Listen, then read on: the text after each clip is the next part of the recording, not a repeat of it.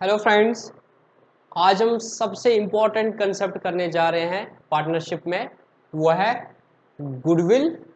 उसका हम मीनिंग समझेंगे क्या होता है गुडविल, और हम सीखेंगे कि कैसे गुडविल को वैल्यू किया जाता है, और फिर हम सीखेंगे गुडविल का ट्रीटमेंट क्या करते हैं। ठीक है, सबसे पहले हम समझेंगे गुडविल क्या होता है, और फिर हम समझेंगे इसकी नीड पार्टनरशिप में कहाँ कहाँ पर है। ठीक है, पहले समझेंगे फिर नीड का भी हम लिंक कर पाएंगे। तो इससे पहले मैं आपको गुडविल की डेफिनेशन बोलूं, गुडविल की वैल्यूएशन बोलूं, मैं एक रॉ एग्जांपल देता हूं। ठीक है, आप लोग जहां भी रहते हो ना, जहां भी तुम लोग रहते हो, वहां का कोई भी मार्केट है आसपास में, उसको अपने दिमाग में लाओ। क्या वहां पे कोई ऐसी शॉप है, अगर सपोज मैं एग्जांपल लेता हूं, कोई खाने की दुकान है, ठीक है, क्या कोई ऐसी दुकान है जो फेमस है वहां पे? अगर तुम सपोज श्रीनगर में रहते हो और करण नगर में शक्ति स्वीट्स है, उसके अगल बगल में कितने स्वीट शॉप है? बहुत सारे स्वीट शॉप है, बट सबसे ज्यादा भीड़ कहां पे होती है? शक्ति स्वीट पे होती है। ऐसा क्यों है? क्योंकि शक्ति स्वीट्स में कुछ खास चीज है, उनके आइटम्स बनाने में कुछ खास मिठास है, जिसकी वजह से लोग उधर जाते हैं।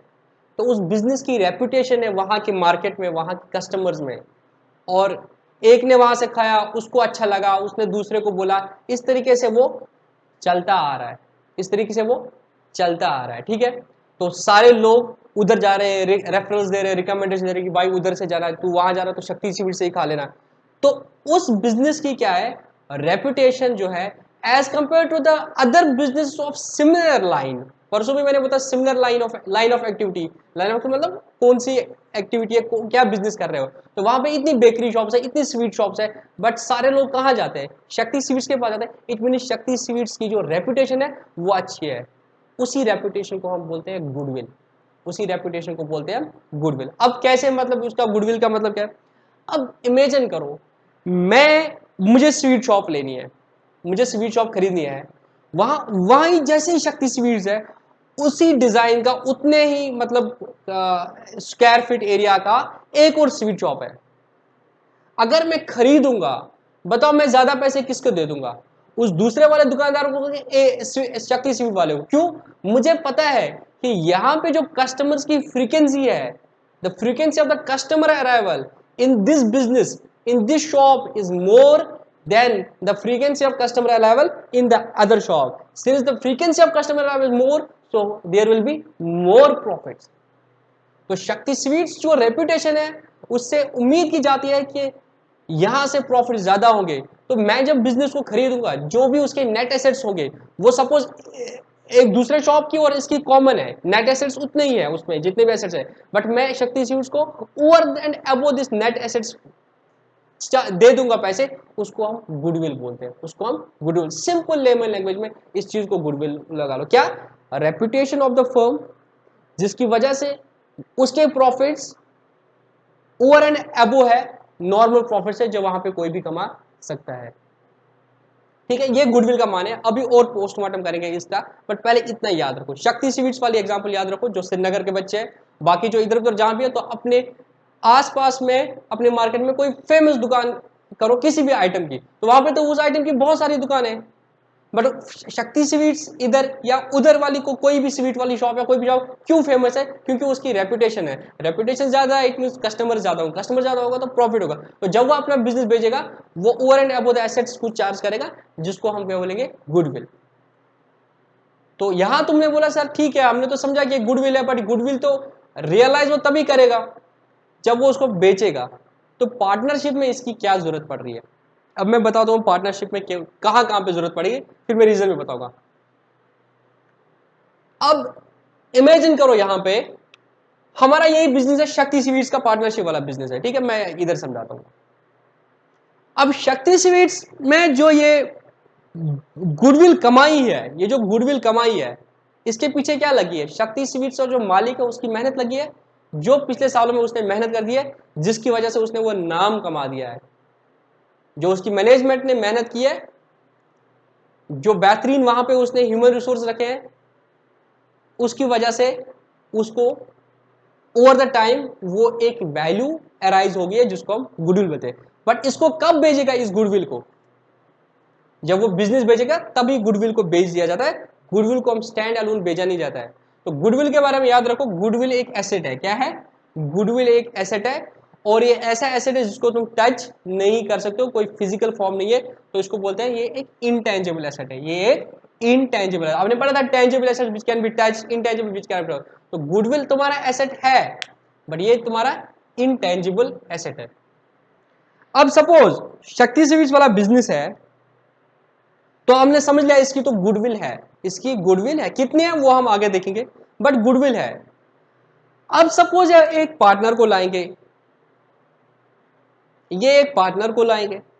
अब होगा क्या, कल को जब ये बिजनेस बेचेंगे, कल को जब ये बिजनेस बेचेंगे, तो वहां से जो भी प्रॉफिट आएगा वो ये उस वक्त के प्रॉफिट शेयर रेशियो में बाइफरेट करेंगे।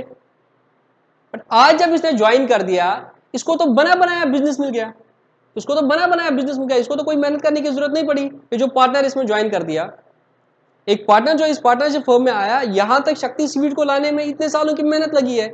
ये बंदा आ गया, अगर ये अलग से कोई स्वीट शॉप खोलता, इसको तो इतना टाइम, कितना टाइम लगता मेहनत करने में, वो मेहनत उसको नहीं करनी पड़ी, यहां पे बना बनाया बिजनेस मिला। तो यहां पे जो एक वैल्यू थी गुडविल की, जो आज नहीं बेच रहे शक्ति स्वीट वाले, but down the line suppose वो कभी बेचेंगे, तो उसका शेयर तो वो ले रहा है ना, तब लेगा उसका शेयर, तब वो उसका शेयर लेगा। तो आज वो क्या करेगा, कंपनसेट करेगा जो एग्जिस्टिंग पार्टनर्स थे। ये सिंपल है तुम्हारे लिए, 12th बच्चों के लिए ये सिंपल है, याद रखना कि एक वैल्यू है बिजनेस की, इस पार्टनरशिप की एक वैल्यू है, गुडविल है, जो पास्ट के एफर्ट्स है। तो उसका फायदा अब नया पार्टनर लेगा फ्यूचर प्रॉफिट्स में, या आगे जब ये गुडविल को बेचा जाएगा, तो उस गुडविल को जो फ्यूचर में बेचा गया, आज की वैल्यू कितनी है, वो ये पार्टनर फायदा लेगा कल को प्रॉफिट शेयर रेशियो में। तो जितना इसने गेन कर दिया है तब के लिए, वो आज ये एग्जिस्टिंग पार्टनर्स में दे देगा। तो ये एक तरीका है समझने का। तो अगर एडमिशन आ जाएगा, तब इस पार्टनर को बोलेंगे भाई इसकी फिर उनकी गुडविल है, तो तुम हमें आज कंपनसेट करो उसका जितनी आज वैल्यू है, क्योंकि आगे जब हम बेचेंगे तो तुझे भी मिलेगा उसका शेयर, तो तू आज कंपनसेट कर दे। ये एक तरीका है समझने में। आगे दूसरे तरीके से बताता हूँ। प्रॉफिट शेयरिंग रेशियो चेंज हो गया, तो गुडविल को कमाने में आज तक जो मेहनत लगी थी वो एग्जिस्टिंग पार्टनर्स में सपोज 3:2 था, अब प्रॉफिट शेयरिंग रेशियो 1:1 हो गया।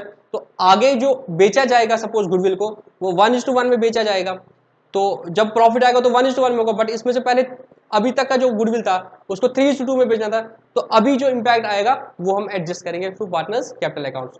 तो प्रॉफिट शेयर रेशियो चेंज हो जाएगा, तब गुडविल की जरूरत पड़ेगी वैल्यूएशन की। एडमिशन के वक्त, रिटायरमेंट के वक्त, एक पार्टनर रिटायर हो रहा है, तो वो क्या बोलेगा, भाई जितना अभी तक मेरी एफर्ट्स है तो मुझे तो उसका कंपनसेट करो, क्योंकि वो तो अब तुम्हें मिलेगा, तो मुझे वो दे दो। डेथ के वक्त सेम चीज। अगर या डिसोल्यूशन, डिसोल्यूशन में सबसे ज्यादा प्रैक्टिकली काम आता है। अगर तुमने बिजनेस को सेल कर दिया as a going concern, partnership ने तुमने बोला हम पार्टनरशिप बंद करेंगे, तो अपने बिजनेस को एज ए गोइंग कंसर्न किसको बेचेंगे, तब उसको तुम क्या बोलोगे, कोई और तुम्हारा बिजनेस खरीदेगा, तुम क्या बोलोगे, भाई ये जो हमारी पार्टनरशिप है ना, इसमें इतनी मेहनत लगी है, तो इसका एक नाम है, इसकी रेपुटेशन है, तो हम तुमसे एसेट्स का तो 10 लाख लेंगे और इस गुडविल का सपोज 5 लाख लेंगे। तो वहां पे जो 5 लाख आएगा उसका ट्रीटमेंट तुम्हें करना पड़ेगा। ठीक है, तो अभी मैंने तुम्हें बोला गुडविल क्या है, रेपुटेशन ऑफ द बिजनेस, जो पास्ट के एफर्ट से होती है। बट अब मैं दूसरे तरीके से समझाऊंगा गुडविल को। हालांकि जो पहला तरीके से तुम्हें समझ आया that is fine for you for 12th, but goodwill एक इंपॉर्टेंट कंसेप्ट इतना है जो आपको सीए फाइनल तक पढ़ना पड़ेगा। Goodwill, valuation of goodwill. ठीक है, तो मैं थोड़ा और चीजें जो इसके साथ है उनको भी बताऊंगा, थोड़ा लॉजिकली तुम लोगों को क्लियर हो जाएगा। ठीक है, गुडविल का डेफिनेशन है, goodwill is the expected profits arising from the operations due to past efforts या लोकेशन। पास्ट एफर्ट समझ आया, शक्ति स्वीट का जो मालिक है, शक्ति स्वीट का जो मालिक है उसने मेहनत की है इस पे, तो उसकी वजह से गुडविल है। या लोकेशन है, अगर कोई दुकान लाल चौक में है, 100 गज की दुकान, 100 स्क्वायर फीट की दुकान गज छोड़ दो, 100 स्क्वायर फीट की दुकान लाल चौक में है और एक उतने ही स्क्वायर फीट की दुकान मागम में है। तो जो लोग कश्मीर से नहीं है तो उनको मैं बता दूंगा, एक दुकान जो सिटी में है और एक जो दुकान गांव में है सेम स्क्वायर फीट की, तो वैल्यू किसकी ज्यादा होगी? सिटी वाले की। क्यों? Again you can say this is the expected profit due to the location. एक दूसरा था expected profit due to the past efforts. इस सबको बोलते हैं, इसको बोलते हैं गुडविल। क्या बोलते हैं? और यहां पे मैंने अभी क्या बोला क्या, पास्ट में जो मेहनत की है उसकी एक वैल्यू है, उसकी एक वैल्यू है, तो उस वैल्यू को हम कैलकुलेट करते हैं। ठीक है, उसको दूसरे तरीके से समझो। दूसरे तरीके से, एक तो मैंने बोला था कि फ्यूचर में बेचेंगे तो तब उसको मिलेगा ना फायदा। तो तुम बोलोगे सर फ्यूचर में क्या गारंटी है हम बेचेंगे अगर हम नहीं बेचेंगे। दूसरे तरीके से समझो, ये जो शक्ति स्वीट ने इतने सालों से मेहनत की है उसकी वजह से क्या है, वहां जो बाकी लोग हैं, सपोज वहां जो बाकी बिजनेस है, सपोज वो 10% प्रॉफिट कमाते हैं जिसको हम नॉर्मल रेट ऑफ रिटर्न बोलते हैं। सपोज वो अपनी कैपिटल में 10% कमा रहे हैं, शक्ति स्वीट्स कितना कमा रहा है? 20% कमा रहा है। वो बाकी बिजनेस, वो जितने स्वीट शॉप्स है वहां पे वो 10% कमा रहे हैं, बट शक्ति स्वीट्स कितना कमा रहा है? 20%। अब देखो, ये हम ज्यादा कमा रहे हैं ये शक्ति स्वीट्स, तो इसको बोलते हैं सुपर प्रॉफिट्स। क्या बोलते हैं? सुपर प्रॉफिट्स, या profits which are above the normal profits, profits which are above the normal profits. अब जो नया पार्टनर आएगा वो अगर अपने से बिजनेस करता है तो उसको कितना मिलता है? नॉर्मल। यहां पे आने से आगे जो प्रॉफिट्स होंगे उसको क्या मिलेगा? उन सुपर प्रॉफिट्स का शेयर मिलेगा, क्योंकि बिजनेस आगे भी सुपर प्रॉफिट्स कमाएगी, तो इसको भी क्या मिलेगा? सुपर प्रॉफिट्स का शेयर मिलेगा। तो इसको एग्जिस्टिंग पार्टनर बोलेंगे ये जो सुपर प्रॉफिट्स थे ये हमारे थे जो हमारे ओल्ड पीएसआर में मिलते हैं, बट तू मेरा पार्टनरशिप ज्वाइन कर रहा है, अब तुझे जो ये मेरे सुपर प्रॉफिट्स है तुम्हें मिलेंगे इसमें से, तो उतने का मुझे कंपनसेट कर दे आज की डेट में। समझ आई बात? एक पहले मैंने लॉजिक बता दिया कि गुडविल है क्या है, रेपुटेशन ऑफ द फर्म है। तो आज तक जितनी मेहनत लगी है तो हम उसका वैल्यू करते हैं जिसकी वजह से तुम्हें एक्स्ट्रा प्रॉफिट्स हो रहे हैं, तो उसको बोल रहे हैं तो भाई आज हमें इसको कंपनसेट कर दे, क्योंकि ये हम ओल्ड प्रॉफिट शेयर रेशो में लेते अगर हम बेच देते, बट हम बेच नहीं रहे तो हम कंपनसेट कर दे। इससे अच्छा और लॉजिकल वे में है, बिजनेस गुडविल है मतलब मैं नॉर्मल प्रॉफिट से ज्यादा प्रॉफिट कमा रहा हूं, तो जिनको हम सुपर प्रॉफिट्स बोल रहे हैं, तो ये सुपर प्रॉफिट्स का शेयर ओल्ड पार्टनर को मिलता है। अब नया पार्टनर ज्वाइन किया वो भी इनमें हिस्सेदार हो गया, तो उसको बोलेंगे तू हमें उसके लिए कंपनसेट कर दे। ठीक है, ये है गुडविल का फंडा। तो गुडविल क्या है? एक्सपेक्टेड प्रॉफिट जो हमें ऑपरेशन से आ जाएंगे। और ये याद रखना यहाँ पे, हालांकि तुम्हारे 12th के लिए उतना इंपॉर्टेंट है नहीं, गुडविल जो हम करते हैं ऑपरेशन की कंप्लीट कैलकुलेट करते हैं। जो आपका बिजनेस है ना, जो आपका धंधा है ना, उसके हम देखते हैं गुडविल। शक्ति स्वीट्स का जो जो कस्टमर्स वहां से आ रहे हैं, वहां से जो उसको प्रॉफिट बिजनेस से आ रहा है ना, उसकी गुडविल है। शक्ति स्वीट्स की रेपुटेशन अच्छी है किसी और तरीके से, उसके एमएलए से जान पहचान है, अलग चीज है, तो उसको हम, उसका नहीं है, I don't know him personally, अब जस्ट सेइंग कि सपोज उसका कहीं और पे कुछ अप्रोच है, तो उसकी वजह से गुडविल नहीं है, गुडविल है उसकी बिजनेस की वजह से। हम बिजनेस की जो ऑपरेशंस है स्वीट शॉप का, जो गुड्स है, उसके कंटेक्स्ट में हम ऑपरेशंस के कंटेक्स्ट में गुडविल देखते हैं। शक्ति सीरीज को ओनर की कहीं पे जमीन है और वो बहुत महंगी है, तो उस बेसिस में हम नहीं बोलेंगे इसके प्रॉफिट्स अच्छे और इसकी गुडविल अच्छी है। गुडविल जो है ऑपरेशन से, जो पास्ट एफर्ट से हो सकते हैं या लोकेशन से हो सकते हैं। और गूगल का अगर तुम डेफिनेशन करोगे गुडविल का, it is the established reputation of the business. ठीक है, और दूसरे तरीके से मैंने बोला कि नॉर्मल रेट ऑफ रिटर्न 10% है और एक ये बिजनेस 20% कमा रहा है अपनी कैपिटल पे, तो this is the super profits. अब जब नया पार्टनर आएगा, नया पार्टनर को इस सुपर प्रॉफिट में से हिस्सा मिलेगा, तो कहीं ना कहीं ओल्ड पार्टनर तो सेक्रीफाइस कर रहे हैं वो सुपर प्रॉफिट्स, तो उनका जो प्रेजेंट वैल्यू होगा वो इससे लेंगे। तो ये मैंने बोला यहाँ पे जरूरत पड़ेगी। ठीक है, एडमिशन पे, रिटायरमेंट पे, डेथ वेथ पे, डिसोल्यूशन पे जरूरत पड़ेगी। और गुडविल जो है इनटेंजिबल एसेट है। ठीक है, तो एसेट्स दो तरह के होते हैं, टेंजिबल होते हैं और इनटेंजिबल होते हैं। ठीक है, तुम अकाउंटिंग स्टैंडर्ड्स भी पढ़ोगे आगे जब तुम सीए में जाओगे, तो वहां तुम पढ़ोगे जो इंटेंजिबल एसेट्स होते हैं उनके लिए AS 26 लगता है। ठीक है, अभी जब मैं ट्रीटमेंट बोलूंगा तो वहां पे मैं AS 26 का जिक्र करूंगा। अभी तुम्हें गुडविल समझ आया? ठीक है, तो तुम बोल सकते हो सिंपल लैंग्वेज में, it's the reputation of the business. ठीक है, तो ये भी समझ आया कि जब नया पार्टनर आएगा तो हम उससे गुडविल का शेयर ले लेंगे। समझ आया कि नहीं आया? राइट, तुम भी बोलते हो सर हाँ गुडविल का पैसा तो उससे लेंगे, क्योंकि वो अब हमारे प्रॉफिट्स में हिस्सेदार होगा।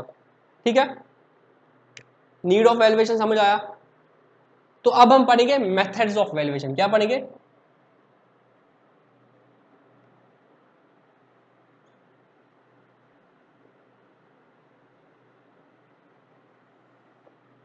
अभी हम मेथड्स ऑफ वैल्यूएशन पढ़ेंगे। ठीक है, तो गुडविल को वैल्यू करने के डिफरेंट मेथड्स है। ठीक है, वो हम पढ़ेंगे।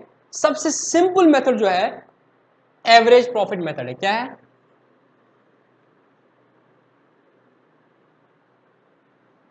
Average profit method. Average profit method. ठीक है, तो पहले मैं ना फॉर्मूला लिख लेता हूं, फिर जाकर मैं तुम्हें समझा दूंगा। ठीक है, by average value profit method हम जो गुडविल कैलकुलेट करते हैं, goodwill is equalled average profits into number of years of purchase. बहुत ही सिंपल मेथड है। गुडविल निकालना है ना, हमने क्या समझा, ए और बी पार्टनर थे, सी को लाया, सी को बोलेंगे भाई जो गुडविल का शेयर है वो भी तू दे दे, जितना तुझे अब आगे मिलेगा। तो उसके लिए हमें गुडविल वैल्यू करना है। तो सबसे सिंपलेस्ट तरीका है गुडविल निकालने का एवरेज प्रॉफिट मेथड। तो उसमें बोलते हैं गुडविल का फॉर्मूला है, गुडविल कैलकुलेट करेंगे जितने भी आपके एवरेज प्रॉफिट्स है पास्ट ईयर के, इनटू करेंगे number of years of purchase. मैं एक एग्जांपल लेता हूं, उसके बाद में फिर लॉजिक्स बताता हूं इन दोनों के। ठीक है, मैं एक एग्जांपल बोलता हूं। सपोज एक फर्म है, एक फर्म है, फिर मैं लॉजिक बताता हूं। एक फर्म है, उसके जो प्रॉफिट्स है ना पिछले 5 सालों के, उसके जो प्रॉफिट्स है 2013, 2014, 2015, 2016, 2017। ठीक है, ये साल आ गए। इसके प्रॉफिट गए 4 लाख, 3,98,000, 4,50,000, 4,45,000 और लास्ट में 5 लाख। ये इसके प्रॉफिट्स है। तो क्वेश्चन में दिया होगा कैलकुलेट गुडविल। ठीक है, कैलकुलेट गुडविल। फिर क्वेश्चन में दिया होगा कितने साल के purchase, 4 years purchase of 4 years purchase of 5 years average profit. ऐसे तुम्हें क्वेश्चन दिया होगा, तुम्हें बोलना है गुडविल का। Calculate goodwill 4 years purchase, 4 years purchase, years purchase के साथ क्या है 4, मतलब कितने सालों के प्रॉफिट्स परचेज करोगे, 4 सालों के। अभी मैं इसका लॉजिक बताता हूं। 4 सालों के प्रॉफिट, और प्रॉफिट्स कौन से, एवरेज प्रॉफिट्स ऑफ 5 years। तो इसको पहले इंटरप्रेट करना सीख लो, इंटरप्रेट करना सीख लो। 4 years purchase of 5 years average profit, मतलब जो पिछले 5 साल थे उनका एवरेज प्रॉफिट निकालो, वो परचेज करोगे कितने सालों के लिए, 4 सालों के, वो परचेज करोगे 4 सालों का, दैट विल गुडविल। तो goodwill is equal to average profit into number of years of purchase. तो एवरेज प्रॉफिट क्या निकलेगा मेरा यहां पे, इन सब का सम डिवाइड बाय 5, ऐसे एवरेज करते हैं, this plus this plus this plus average profit. तो मेरा आएगा 4 lakh plus 3.98 lakh plus 4.5 lakh plus 4.45 lakh plus 5 lakh divide by 1 2 3 4 5। तो ये मेरा एवरेज प्रॉफिट आएगा। तो मेरा एवरेज प्रॉफिट आएगा 4 lakh plus 3,98,000 plus 4,50,000 plus 4,45,000 plus 5 lakh divide by 5। तो मेरा जो एवरेज प्रॉफिट आया वो आया मेरा 4,38,600। तो गुडविल बनेगा मेरा 4,38,600 into number of years of purchase. Question में कितना दिया है, कितने सालों के प्रॉफिट परचेज करने हैं, 4 सालों के। तो मेरा गुडविल आएगा 17,54,400। बहुत सिंपल है। क्या करना है, एवरेज प्रॉफिट निकालने हैं 5 सालों के जितने दिए होगा क्वेश्चन में, कितने सालों का निकाला है, 5 ईयर्स एवरेज प्रॉफिट, ये ख्याल रखो, यहाँ पे गलती हो सकती है। 4 years purchase of 5 years average, तो 5 सालों की एवरेज करनी है, और 4 years purchase means number of years of purchase. तो average profit is the average profit which is earned by the business from the operations, ठीक है, जो बिजनेस के ऑपरेशन से वहां से क्या प्रॉफिट कमा रहा है, that is the average profit, और उसको इनटू करना है number of years of purchase. अब तुम लोग थ्योरेटिकली देखोगे, तुम बोलोगे सर ठीक है, क्यों समझा रहे हो, number of years of purchase question में दिया होगा, क्वेश्चन में दिया होगा number of years of purchase, but इसको लॉजिकली समझिए कि number of years of purchase तो है फॉर्मूला में, इसका लॉजिक क्या है, ठीक है, इसका लॉजिक क्या है।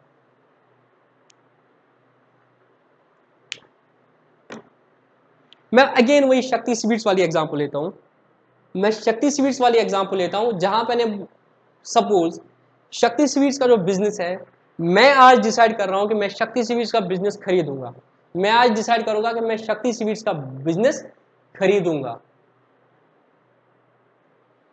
तो मैंने गुडविल का क्या बोला था, goodwill is the expected profits from the operations due to the past efforts, ठीक, मतलब शक्ति स्वीट्स का जो ओनर है उसने इस बिजनेस पे मेहनत कर दिया, कुछ खास चीजें हैं जो उसने कर दी है जिसकी वजह से इस बिजनेस में प्रॉफिट हो रहा है, और मैं इस बिजनेस को परचेज कर रहा हूं। तो हम दोनों डिसाइड करते हैं, मैं और शक्ति स्वीट्स की, ठीक है, हम गुडविल कैसे कैलकुलेट करेंगे, जो भी होगा उसमें सबसे इंपॉर्टेंट पॉइंट जो रहता है वो number of years of purchase रहता है। तो ये जो पार्टीज है वो डिसाइड करते हैं number of years of purchase, but किस बेसिस पे होता है number of years of purchase, वो बहुत इंपॉर्टेंट समझना। देखो क्या होता है number of years of purchase, ये हर बिजनेस के लिए अलग अलग हो सकता है, ठीक है, बट दोनों जो है लॉजिकली सोचेंगे, बायर भी और सेलर भी। Number of years of purchase का मतलब क्या होता है, मैं कितने सालों के प्रॉफिट्स खरीद रहा हूं, मैं खरीदूंगा कितने सालों का, बिजनेस तो गोइंग कंसर्न है हमेशा के लिए, बट ऐसा नहीं होता है। इमेजिन शक्ति स्वीट्स का बिजनेस अगर मैं टेक ओवर करूंगा, मुझे तो पता नहीं है कि वो कैसे मैनेजमेंट करता है, उसके पास क्या स्किल्स है, बट उसने तो ओनरशिप ट्रांसफर कर दी, अब वहां पे कल को मैनेजमेंट मेरी रहेगी। अभी भी जो वो लोग आएंगे ना वहां पे शक्ति स्वीट्स में, वो किस नाम पे आएंगे, शक्ति स्वीट्स के नाम पे आएंगे, किस नाम पे आएंगे, शक्ति स्वीट्स के नाम पे आएंगे, और उनको पता नहीं है कि वो जो शक्ति स्वीट्स वाला ओनर था वही तो चेंज हो गया है, बट वो किस नाम पे आ रहे हैं, शक्ति स्वीट्स के नाम पे आ रहा है, क्योंकि अब शक्ति स्वीट्स का एक ब्रांड नेम क्रिएट हुआ है, उस बिजनेस के साथ टैग लगा हुआ है गुडविल का, उसने जब वो बिजनेस में दुकान भेजा उसने वो नाम भी भेज दिया मुझे, शक्ति स्वीट्स। तो अब जो लोग आ रहे हैं ना वहां पे वो शक्ति स्वीट्स के नाम पे आ रहे हैं, बट उनको ये पता नहीं है कि वहां की ओनरशिप है जो वो चेंज हो गया। अब it will be decided by me, the new business, how they will run the business. Suppose मेरे जो लेबर अब है वहां पे, उनको उतना अच्छे से बनाना नहीं आ रहा है, बट लोग तो आएंगे ना, लोग आएंगे, लोग आएंगे, वो खाएंगे, और उनको लगेगा कि ये तो शक्ति स्वीट्स है। और हो सकता है अब दो चीजें होगी, या तो मुझे, मैं मेंटेन करूंगा वो सारा चीज जिस तरीके से शक्ति स्वीट्स ने उसको मेंटेन कर दिया था, उस खाने के टेस्ट को, उस सब चीज को, तो वो बिजनेस मैं रिटेन करूंगा वो कस्टमर्स। अगर मेरी मेरी लेबर वो सब कुछ चेंज हो गई, वहां पे जो वर्कर है वो सारे चेंज हो गए, लोग तो आएंगे खाने, पर उनको टेस्ट में कुछ लगेगा, यार मजा नहीं आ रहा यार, अब मजा नहीं आ रहा यहाँ पे, but still the people will come, still the people will come, तो कुछ टाइम के लिए आएंगे ना, और उसके बाद वो बोलेंगे यार अब शक्ति स्वीट्स में वो मजा नहीं रहा है। मतलब जो पुराने एफर्ट्स थे, नाम की वजह से कुछ साल तक फायदा रहेगा, उस पुराने एफर्ट की वजह से नाम, भले ही वो ओनर चेंज हो जाएगा, बट उस नाम में जो पुराने एफर्ट्स है उससे कुछ टाइम के लिए आ जाएगा। फिर नए बिजनेस को, अगर नए ओनर को आ गया मेंटेन करना, तो कस्टमर आएंगे, अदरवाइज कस्टमर फिर उस नाम से नहीं आएंगे। That is the number of years of purchase, कितने साल उनको एक्सपेक्टेड लग रहा है कि इस नाम की वजह से एटलीस्ट हमें फायदा हो जाएगा। दूसरा एग्जाम्पल देता हूं, सपोज मेरा एक कोचिंग सेंटर अपना है, ठीक है, मेरी एकेडमी है जहां पे मैं पढ़ाता हूं। अब मेरे पढ़ाने की वजह से उस बिजनेस का एक नाम है, तो वहां पे बच्चे आते हैं इसलिए क्योंकि लतीफ सर पढ़ाते हैं यहाँ पे, ये लतीफ सर का कोचिंग सेंटर है, वो पढ़ाते हैं। सपोज मैंने वो कोचिंग सेंटर किसी को बेच दिया, तो फिर भी वहां पे कुछ साल के लिए बच्चे तो आएंगे ना पढ़ने, क्योंकि ये लतीफ सर का कोचिंग सेंटर है। सपोज अब मैं तो वहां से चला गया हूं, मेरा स्टाफ भी चला गया, दूसरा स्टाफ आ रहा है, बट अभी तो मेरे नाम से आ रहे हैं, तो 1 साल 2 साल तो वो 2 बैच तो मेरे नाम से आ गए, फिर उनको लगे यहाँ का जो टीचर है वो तो अच्छा पढ़ाते नहीं है, तो फिर आगे नहीं आएगी। तो मतलब वो जो गुडविल थी वो कुछ साल चलेगी on the base of that name, उसके बाद नई ओनरशिप जो है, नई मैनेजमेंट तो उनके डिसाइड करेगा। This is the number of years of purchase. तो यहां जब हम बोलते हैं 4 years of number of years of purchase 4 है, मतलब इन दोनों को लग रहा है कि 4 साल तक जो प्रॉफिट्स है हम एज्यूम कर रहे हैं, हम एक्सपेक्ट कर रहे हैं कि नाम की वजह से आएंगे, उस नाम की वजह से आएंगे। उसके बाद मैनेजमेंट तक डिसाइड करेगा कि अगर मैनेजमेंट अच्छे से, हो सकता है कि और प्रॉफिट्स बढ़ेंगे, वो अच्छे काम करेंगे, बट अगर नहीं करेंगे तब भी पुराने नाम से वो कुछ का कुछ फायदा लेंगे। That is the number of years of purchase. समझ आया? Number of years of purchase मतलब कितने सालों के जो एक्सपेक्टेड प्रॉफिट्स है फ्यूचर के, वो तुम परचेज कर रहे हो, कि उसके बाद फिर पुराने नाम का इंपैक्ट खत्म हो जाएगा, फिर तुम्हारा तक है, तुम उसको कंटिन्यू करोगे तो ठीक। अब यहां तुम बोलोगे पार्टनरशिप में, तो पार्टनरशिप में तुम बोलोगे कि यहाँ तो ओनरशिप चेंज नहीं और ओनरशिप है, बट वही जो पुरानी मेहनत है, अब नया पार्टनर जो है वो भी तो आगे मेहनत करेगा, बट इस अभी तक की मेहनत के लिए एटलीस्ट इतने सालों के लिए फायदा हो सकता है। समझ आई बात? तो क्या करेंगे, कैसे करेंगे? एवरेज प्रॉफिट मेथड से। एवरेज प्रॉफिट मेथड से goodwill is equal to average profit into number of years of purchase. ठीक है, तो एवरेज प्रॉफिट पिछले सालों का। असल में क्या है ना बेटा, यहाँ पे बहुत इंपॉर्टेंट समझना है। हम तो बोलते हैं एवरेज प्रॉफिट, मगर जब तुम आगे पढ़ोगे ना सीए में, फिर इसको हम एवरेज प्रॉफिट नहीं बोलते, हम इसको बोलते हैं एफएमपी। क्या बोलते हैं? FMP, future maintainable profits. Future में कितने प्रॉफिट्स आए, क्योंकि पास्ट के लिए कंसर्न नहीं है, हम फ्यूचर के लिए कंसर्न है। वो जो बंदा आएगा, वो मैंने क्या बोला, वो जो सुपर प्रॉफिट्स है, फ्यूचर में जो प्रॉफिट्स है, फ्यूचर में जो प्रॉफिट्स है ना, फ्यूचर में जो प्रॉफिट्स है उनका शेयर उसको मिलेगा, तो वो आज मुझे कंपनसेट करेगा। तो हम फ्यूचर के प्रॉफिट्स देखते हैं, future mental profit into number of years of purchase, कितने सालों तक के प्रॉफिट्स का वो बेनिफिट लेगा आज, तो उतने वो मुझे देगा। बट क्योंकि तुम अभी 12th में हो तो हम फ्यूचर मेंटेनेबल यूज नहीं होते, और हमारे पास फ्यूचर का कोई डाटा नहीं होता है, हम पास्ट का डाटा देते हैं, तो हम बोलते हैं एवरेज प्रॉफिट। बट असल में हम क्या है, आगे के जो प्रॉफिट्स है उनका जो मिलेंगे, इस प्रॉफिट को, इस बिजनेस की वजह से जो प्रॉफिट्स मिलेंगे और कितने सालों तक के लिए हमें लगता है कि नाम से मिलेंगे, दैट इज द गुडविल। ठीक है, ये एक तरीका है एवरेज प्रॉफिट मेथड, जिसका फॉर्मूला है goodwill is equal to average profit into number of years of purchase. ठीक है, और कैसे करना है, एवरेज प्रॉफिट करना है और फॉर्मूला में डाल देना। ठीक है, ये एक तरीका हो गया।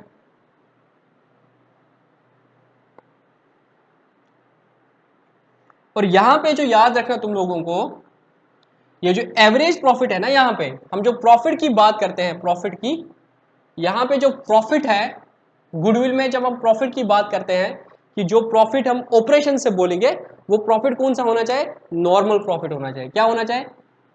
नॉर्मल। नॉर्मल का उल्टा क्या है? एबनॉर्मल। एबनॉर्मल प्रॉफिट्स या एबनॉर्मल आइटम्स को हम नहीं कंसीडर करते हैं। बिजनेस में कितना फायदा हुआ है, बिजनेस की वजह से कितना फायदा हुआ है, that is the normal profit. Average profit हो सकता है वो, मेरा कहने का मतलब नहीं, क्योंकि नॉर्मल प्रॉफिट अभी सुपर प्रॉफिट में आएगा, थोड़ा सा कंट्राडिक्टरी हो जाएगा। But by normal profit I mean it should not consider, it should not include any abnormal items. Abnormal item नहीं होना चाहिए, ना प्रॉफिट ना लॉस। एग्जाम्पल, जब तुमने एवरेज प्रॉफिट्स लिए थे अभी 5 सालों के, सपोज एक साल में अगर 10 लाख प्रॉफिट हो गया है, तो उसकी वजह से क्या हो जाएगा, बाकियों में तो 3-3, 4-4 लाख थे, तो एक साल जो में ज्यादा प्रॉफिट है, तो उसकी वजह से क्या हो जाएगा, जो एवरेज प्रॉफिट है वो ज्यादा निकल जाएगा, और एवरेज प्रॉफिट ज्यादा निकलेगा, गुडविल ज्यादा निकलेगी। बट जब ने तुम 10 लाख का एनालाइज कर दिया, तुम्हें पता चला कि उस साल क्या हुआ था, फ्लड्स हुए थे, नहीं सॉरी, फ्लड्स में तो नुकसान हो जाएगा। उस साल क्या हुआ था, गवर्नमेंट ने कुछ पैसे दिए थे, ठीक है, तो इसको भी 6 लाख रुपए मिले थे, तो 10 लाख में से तो 6 लाख तो वही एबनॉर्मल गेन था, जो फ्यूचर में नहीं आएगा, क्योंकि मैंने क्या बोला, ये फ्यूचर के प्रॉफिट्स होते हैं जो हम पास्ट के बेसिस पे कैलकुलेट करते हैं, तो ये 6 लाख तो आगे आएगा नहीं, तो एबनॉर्मल आइटम्स को हम बाहर निकालते, तो उसमें हम 6 लाख को बाहर करेंगे, हम बोलेंगे उस साल का एबनॉर्मल प्रॉफिट 4 लाख है, और अगर ये नहीं दिखाया कितना एबनॉर्मल है, हम उस साल को ही छोड़ देते हैं। मेरा कहने का मतलब है जो तुम ये एवरेज प्रॉफिट लोगे ये नॉर्मल प्रॉफिट लोगे, इसमें कोई एबनॉर्मल आइटम नहीं होना चाहिए, ये करेक्ट प्रॉफिट होने चाहिए। अगर कुछ एडजस्टमेंट भी है, सपोज हमने क्या किया है, फिक्स्ड एसेट लिया है और फिक्स्ड एसेट को हमने रेवेन्यू में डाल दिया था तो वो गलत हो गया, तो सही तरीका क्या था, उसको वापस करेंगे तो उस साल का प्रॉफिट बढ़ जाएगा और उसकी डेप्रिसिएशन हम लेस करेंगे। कहने का मतलब यह है जो प्रॉफिट्स होने चाहिए वो नॉर्मल होने चाहिए, उसमें कोई एबनॉर्मल आइटम ना गेन ना लॉस होनी चाहिए। फिर उन एबनॉर्मल प्रॉफिट्स, क्योंकि हम क्या बोलते हैं फ्यूचर मेंटेनेबल प्रॉफिट, जो मैंने आपको बोला आगे पढ़ोगे, बट अभी तक तो तुम इतना याद रखो जो प्रॉफिट्स है वो नॉर्मल होने चाहिए, क्योंकि हम क्या देखते हैं फ्यूचर में कितना प्रॉफिट आएगा, तो वो तो नॉर्मल प्रॉफिट होना चाहिए ना। तो एबनॉर्मल आइटम जो पीछे थी इन सालों में तो उनको फिल्टर करोगे तो कोई एबनॉर्मल आइटम तो नहीं है, अगर एबनॉर्मल आइटम है उसको बाहर निकालोगे, जो नॉर्मल आइटम है उनका फिर एवरेज करोगे, ठीक है। तो एक मेथड मैंने बोला average profit method.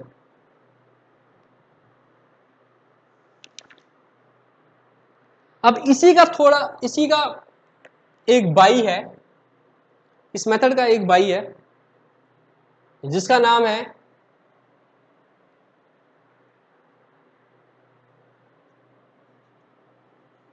Weighted average profit method. Average profit method में हम क्या करते थे, एवरेज प्रॉफिट मेथड में क्या करते हैं, जितने भी पास्ट ईयर के वो 5 साल के प्रॉफिट थे उनकी एवरेज करते थे और फॉर्मूला में डालते थे। मगर वेटेड एवरेज में है goodwill is equal to weighted average profits into number of years of purchase. तो हमें समझना है कि वेटेड एवरेज प्रॉफिट क्या है और ये वेटेड एवरेज प्रॉफिट कब लगाते हैं। एवरेज क्या था, सिंपल था एवरेज करते। वेटेड एवरेज प्रॉफिट मेथड हम तब लगाते हैं जब प्रॉफिट्स में ट्रेंड है, क्या है, प्रॉफिट्स में ट्रेंड है, ट्रेंड इंक्रीजिंग हो सकती है डिक्रीजिंग हो सकती है। सपोज 5 साल के प्रॉफिट्स है, ईयर 1 2 3 4 5, इधर मेरा 2.5 लाख का प्रॉफिट था, इधर 3 लाख का प्रॉफिट है, इधर 4 लाख का प्रॉफिट है, इधर 5.5 लाख का प्रॉफिट है, इधर 7.5 लाख का प्रॉफिट है। पहले में क्या था, 3.5 था, 3 था, 3.45 था, कोई ट्रेंड नहीं था, तो वहां पे हम क्या करते, एवरेज लगाते। बट यहां पे क्या है, यहां पे क्या है, प्लस हो रहा है, प्लस हो रहा है, प्लस हो रहा है, प्लस हो रहा है, इंक्रीजिंग ट्रेंड है ना, इसमें ज्यादा है, इससे ज्यादा है, इसमें इससे ज्यादा है, इसमें इससे ज्यादा है, इससे इसमें ज्यादा है। तो यहां पे हम एवरेज मेथड नहीं लगाएंगे, यहां पे हम वेटेड एवरेज मेथड लगाएंगे। क्या लगाएंगे, वेटेज एवरेज मेथड। तो उसमें हम क्या करेंगे, जब हमें एवरेज निकालना होगा हम इसको देंगे 1 वेट, इसको 2 वेट देंगे, इसको 3 वेट, इसको 4 वेट, इसको 5, टोटल वेट्स कितने हो गए 15, और इसको करेंगे टोटल 2.5 लाख का, कितना हो गया 2.5 लाख। मैं अभी लॉजिक बताता हूं, 6 लाख, 4 3 जा 12, इसके बाद करेंगे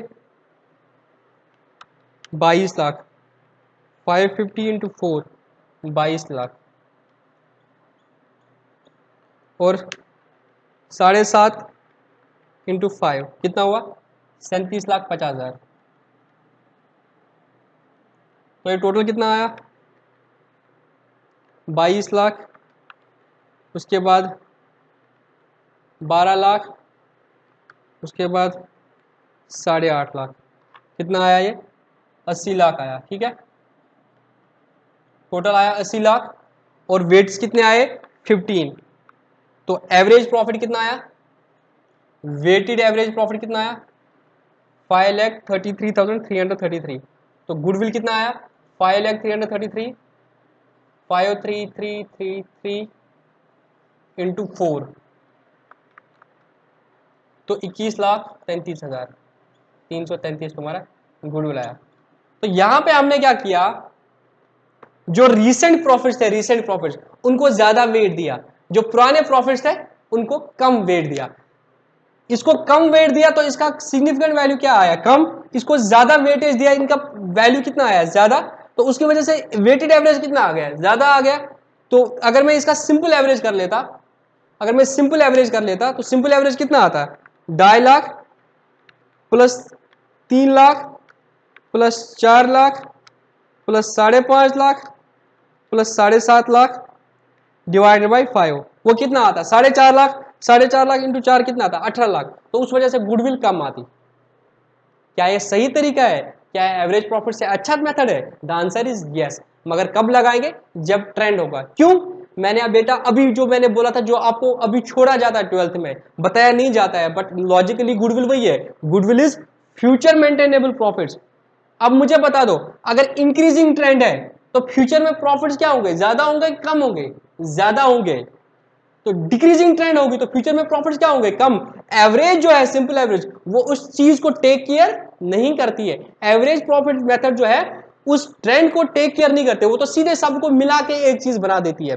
बट जो वेटेड एवरेज मेथड है वो उस ट्रेंड को इंपैक्ट दे देती है। तो हमने इन साल के प्रॉफिट्स को ज्यादा वेटेज दिया, इनको कम वेटेज दिया, तो डेफिनेटली इनका इंपैक्ट ज्यादा आ जाएगा। डिक्रीजिंग ट्रेंड होता तो इसको ज्यादा वेटेज दे, ये कम होता, ये ज्यादा होता है, तो उसकी वजह से ओवरऑल प्रॉफिट कम होता है, तुम्हारा वेटेड एवरेज प्रॉफिट, और तुम्हारा गुडविल भी कम होता है। जो चीज एवरेज प्रॉफिट टेक केयर नहीं करती, वो कौन सा टेक केयर करता है? Weighted average profit. तो उसमें क्या करता है? रिसेंट प्रॉफिट्स को ज्यादा वेटेज देते हैं, क्योंकि अभी हम फ्यूचर मेंटेनेबल प्रॉफिट, तो आगे क्या होगा? जो अभी ट्रेंड है उसके हिसाब से होगा, जो अभी ट्रेंड है उसके हिसाब से होगा, जो पीछे गया उसको वेटेज कम देते हैं, जो अभी का है उसको वेटेज ज्यादा देते हैं, ताकि उसका इंपैक्ट ठीक आ जाए। क्योंकि गुडविल जो है वो फ्यूचर मेंटेनेबल प्रॉफिट जो आपके है उस वो into number of years purchase. तो फ्यूचर में एक्सपेक्टेड कितने हैं? तो पास्ट का सिंपल एवरेज नहीं लेते, तो पास्ट को ट्रेंड के साथ एडजस्ट कर लेते। सॉरी।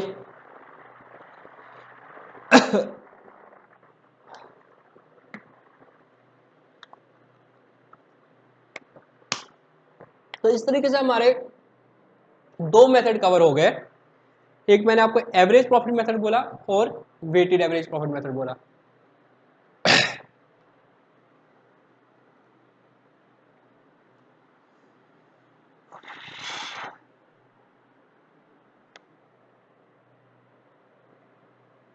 दो मेथड हो गए अच्छे से।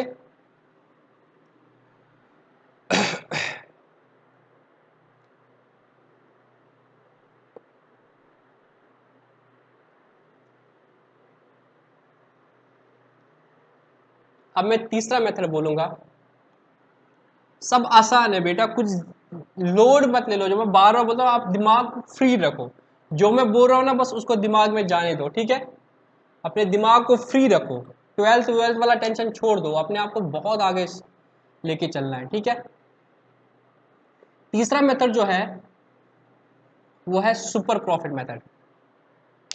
क्या है? Super profit method. एक क्या था पहले? Average profit method. दूसरा था वेटेड एवरेज प्रॉफिट मेथड। तीसरा क्या था? Super profit method. ये डिपेंड करेगा, तुम्हारा अभी 12th है तो तुम ज्यादा टेंशन मत लो, जो क्वेश्चन में दिया होगा वैसे करेंगे, ठीक है? तुम्हें क्या सिद्धि लगानी है? जो पार्टनर बोलेंगे, ठीक है, जो वो मेथड बोल रहे हैं वो मेथड से हम कैलकुलेट करेंगे, बस हमें आना चाहिए, ठीक है? तीसरा मेथड है सुपर प्रॉफिट मेथड। तो सुपर प्रॉफिट मेथड बोलता है कि सुपर प्रॉफिट मेथड से जो गुडविल कैलकुलेट करेंगे उसका फॉर्मूला रहेगा super profit into number of years of purchase. Average profit में क्या था? एवरेज प्रॉफिट कि एवरेज में कितना कमाते हैं। सुपर प्रॉफिट क्या बोलता है? हम कितना एक्सेस प्रॉफिट कमाते हैं as compare to other businesses. तो यहां पे वर्ड आया super profit. Super profit is equal to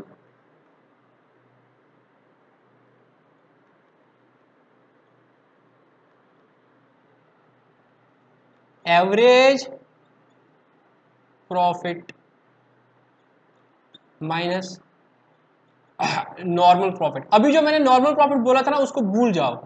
वो नॉर्मल प्रॉफिट का मतलब कुछ और था। अभी जो मैंने बोला था उसका मतलब था कि एबनॉर्मल आइटम नहीं होना चाहिए। जो आप प्रॉफिट लोगे ना पुराने सालों के, उसमें अगर कोई एबनॉर्मल आइटम है उसको एक्सक्लूड कर दो, जो नॉर्मल होगा उसी को रहने देना, क्योंकि एबनॉर्मल फ्यूचर में आएगी नहीं। तो उसकी वजह से हम क्यों फ्यूचर मेंटल प्रॉफिट बोले? ये होगा फ्यूचर मेंटल प्रॉफिट जो होगा वो एवरेज नॉर्मल प्रॉफिट्स होंगे, ठीक है? तो यहाँ पे सुपर प्रॉफिट क्या है?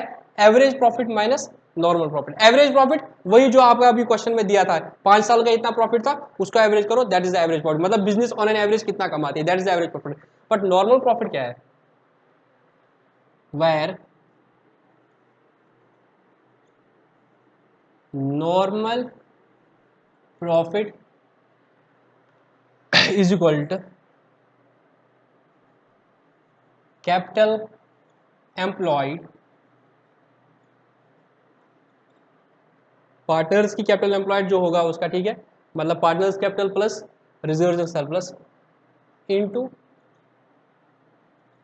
Normal rate of return, normal rate of return. This is the formula for calculation of goodwill by super profit method. तो क्या है formula? Goodwill is equal to super profit into number of years of purchase, where super profit is equal to average profit minus normal profit, where normal profit is equal to capital employed into normal rate of return. ठीक, देखो ये जो method है ना, ये average profit और weighted average profit से अच्छा मेथड है. क्यों, मैं आपको बताता हूं. हमने क्या बोला, गुडविल, हमने क्या बोला, गुडविल बोला था हमने कैलकुलेट करना है. मैंने एग्जांपल दी थी शक्ति स्वीट्स की, और उसी के बगल में एक और स्वीट शॉप है जिसका नाम मुझे नहीं पता है. हर कोई बिजनेस प्रॉफिट कमाता है, नहीं कमाता है, एग्जैक्टली कमाता है, नहीं कमाता तो कोई बिजनेस नहीं करता. तो वो जो लाइन ऑफ एक्टिविटी होती है, वो बिजनेस जो होता है उसकी एक इंडस्ट्री होती है. स्वीट शॉप की, बेकरीज की इंडस्ट्री है, ठीक है. इसी तरह के ट्रांसपोर्ट की एक इंडस्ट्री है, मैन्युफैक्चरिंग की इंडस्ट्री. तो उस हर बिजनेस में ना अपना नॉर्मल, उस इंडस्ट्री में एक नॉर्मल रेट ऑफ रिटर्न होता है कि अगर तुम ये वाला बिजनेस करोगे नॉर्मली एक्सपेक्टेड कितना है, उसको नॉर्मल रेट ऑफ रिटर्न बोलते हैं. क्या बोलते हैं, normal rate of return, normal rate of return बोलते हैं उस इंडस्ट्री में. इसी तरह से बेकरी का इंडस्ट्री का कोई नॉर्मल रिटर्न है, सपोज वो 10% है. क्या है, 10% है. जो मैंने अभी बोला था वो NRR. सपोज वो बेकरी शॉप वाली जो इंडस्ट्री है, बेकरीज की जो इंडस्ट्री है, ठीक है, उसमें नॉर्मल रेट ऑफ रिटर्न है 10%. मगर कोई भी बंदा बेकरी शॉप खोलेगा ना, चाहे उसका एक्सपीरियंस है या नहीं है, उसको सिंपल बेकरी शॉप खोलनी है, नॉर्मल स्वीट्स बेचनी है, 10% प्रॉफिट तो वो कमाएगा जितना वो कैपिटल लगाएगा. अगर उसने 10 लाख रुपया लगा दिया है, अगर उसने 10 लाख रुपया लगा दिया है, तो वो 1 लाख तो कमाएगा ही. वो नॉर्मल रिटर्न है. क्या है, normal return. That is the normal profit. मतलब उस इंडस्ट्री में अगर कोई भी बिजनेस होता, अगर उसको गुडविल होती या नहीं होती, वो कितना कमाता. फिर हम बोलते हैं हम कितना कमाते हैं, हम अगर इससे ज्यादा कमा रहे हैं इट मीन्स हमारे सुपर प्रॉफिट है, अगर हम इतना ही कमा रहे हैं तो इट मीन्स हमारे सुपर प्रॉफिट नहीं है, और सुपर प्रॉफिट नहीं है तो मतलब हमारी गुडविल नहीं है. गुडविल क्या है, जो तुम over and above the normal profits कमा रहे हो तभी तो तुम्हारी गुडविल है ना. मैं बिजनेस स्टार्ट कर रहा हूं और मैं भी 10% कमा रहा हूं, तुम 5 साल से बिजनेस कर रहे हो, तुम भी 10% कमा रहे हो, तो तुम्हारी गुडविल किस बात की. गुडविल तो पास्ट एफर्ट्स का रेपुटेशन है, तुम्हारा एस्टेब्लिश रेपुटेशन तो है ही नहीं. तुम भी उतना ही कमा रहे हो, मैं भी उतना कमा रहा हूं, तो इस केस में गुडविल नहीं बोलेंगे. गुडविल क्या बोलेंगे, जब नॉर्मल रेट ऑफ रिटर्न से तुम ज्यादा कमाते हो तब बोलेंगे तुम्हारी गुडविल है. हमने अभी देखा था वो कितना कमा रहा था, तो 20% कमा रहा था, तब बोलेंगे इस गुडविल है. तो इसको सुपर मेथड से टैकल करते हैं, तो हम बोलते हैं super profit into number of years of purchase. वही एग्जांपल मैं लेता हूं, सपोज एक बिजनेस के एवरेज प्रॉफिट जो है वो 1,20,000 है. क्या है, 1,20,000 है, और उसने जो पैसे लगा दिए बिजनेस में, कैपिटल एम्प्लॉयड, वो 10 लाख है. कितने, सपोज 8 लाख है, 8 लाख है, और नॉर्मल रेट ऑफ रिटर्न है 10%. तो इसको गुडविल बता दो. Number of years of purchase क्या है, 4 है. Number of years of purchase कितना है, 4 है. ये सपोज एक क्वेश्चन है. एवरेज प्रॉफिट इस बिजनेस के, मतलब उस फर्म के 1,20,000 है, इसकी कैपिटल एम्प्लॉयड जो है वो 8 लाख है, इसका जो NRR है वो 10% है, नंबर ऑफ परचेज 4 है. तो तुम क्या बोलोगे, super profit into super profit into number of years of purchase कितना है, 4. सुपर प्रॉफिट कैलकुलेट करोगे, कैलकुलेट क्या करोगे, एवरेज प्रॉफिट. एवरेज प्रॉफिट कितना है, 1,20,000 minus normal profit. Normal profit calculate करोगे, नॉर्मल प्रॉफिट तुम्हारा कितना निकलेगा, कैपिटल एम्प्लॉयड, कैपिटल एम्प्लॉयड कितना है 8 lakh, into normal rate of return, normal rate कितना है 10%, कितना हुआ वो 80,000. तो तुम्हारा सुपर प्रॉफिट कितना हुआ 1,40,000. तो तुम्हारी गुडविल कितनी आई 1,60,000. तो क्या किया, super profit into number of years of purchase. Super profit तुम्हारा निकलेगा एवरेज प्रॉफिट जो तुम कमा रहे हो, माइनस इस बिजनेस में नॉर्मली बंदा कितना कमाना चाहे. इस बिजनेस का रेट ऑफ रिटर्न 10% है और आपने 8 लाख लगाया, तो नॉर्मल कोई भी बिजनेस अगर बंदा 8 लाख लगा तो वो कितना कमाता, 80,000 तो कमाता ही. तुम 1,20 कमा रहे हो, मतलब 40,000 तुम्हारा सुपर प्रॉफिट है. और कितने साल के खरीद रहा है, 4 साल के, तो एक्सपेक्टेड है 4 साल का वो इंपैक्ट रहेगा. That is how we calculate goodwill by using super profit. अब कैपिटल एम्प्लॉयड क्या होता है ये मैं तुम्हें बताता हूं थोड़ा, क्योंकि ठीक है, नॉर्मल रेट ऑफ रिटर्न तुम्हारा क्वेश्चन में दिया होगा, कैपिटल एम्प्लॉयड क्या होता है वो मैं तुम्हें बताता हूं. मतलब कितना पैसा इस बिजनेस में लगा दिया है उसको कैपिटल एम्प्लॉयड बोलते हैं. ठीक है, अब ये कैसे निकालोगे तुम? या तो तुम्हारा क्वेश्चन में, क्योंकि तुम 12th है तो तुम्हारा कोई उतना टेंशन नहीं है, तुम्हारे सिलेबस में तुम्हारे क्वेश्चन में दिया होगा कि कैपिटल एम्प्लॉयड इतना है, गुडविल कैलकुलेट करो। अदरवाइज क्या होता है, ये बैलेंस शीट अगर मैं बनाता हूँ, यहाँ पे होता है, मैं पार्टनरशिप ले रहा हूँ, देखो गुडविल जो है ना, goodwill is irrespective of the ownership. मतलब कंपनी होगी, अगर वो कंपनी ज्यादा पैसा कमा रही है एज कम्पेयर टू उस बिजनेस में, उस लाइन में कोई और बिजनेस है उससे, तो उसकी गुडविल है। ये बाटा वाटा ये सारे जिनकी ब्रांड वैल्यू भी बोलते हैं हम, ठीक है। इसी तरीके से पार्टनरशिप फर्म होगी, सोल प्रॉपर्टर होगा, तो उससे मैटर नहीं करता। शक्ति स्वीट्स का ओनरशिप सोल प्रॉपर्टर है, पार्टनरशिप है, कंपनी है, उससे मैटर नहीं करता है, तो वो बिजनेस का है। बट हम पार्टनरशिप में, तभी मैंने कैपिटल एम्प्लॉयड बोला था। बट तुम पार्टनरशिप करोगे तो मैं पार्टनरशिप की बैलेंस शीट बताऊं, तो यहाँ पे क्या होगा, पार्टनर्स कैपिटल अकाउंट्स होंगे, ठीक है, तीनों के पार्टनर के, और रिजर्व्स होंगे सपोज, और यहाँ पे फिर बाकी लाइबिलिटीज होंगी, और यहाँ पे एसेट्स होंगे। This is the balance sheet.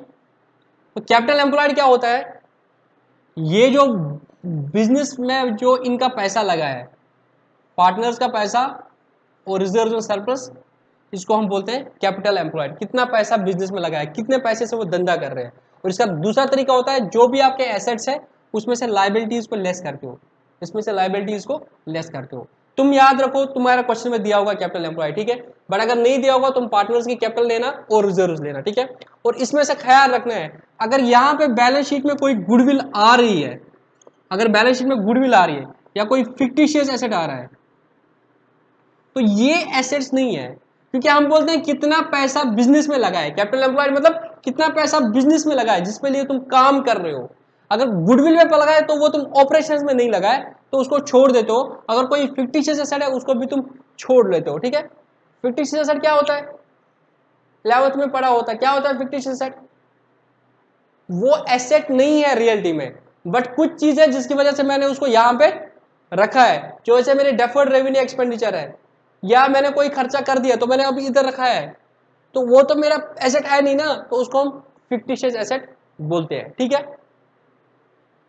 तो उनके लिए जो पैसा एलोकेटेड है उसको मैं निकाल देता हूं, बाकी जो पैसा बचा वो मैं बोलता हूं मैं ऑपरेशंस में लगा रहा हूं, क्योंकि गुडविल क्या है, एक्सपेक्टेड अर्निंग फ्रॉम ऑपरेशंस।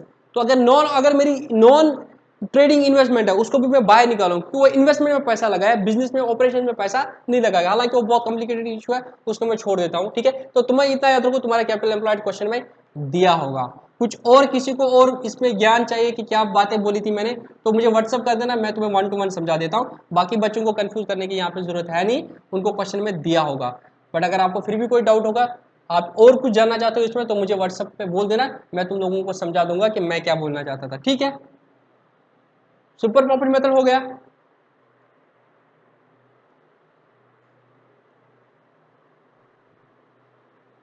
अब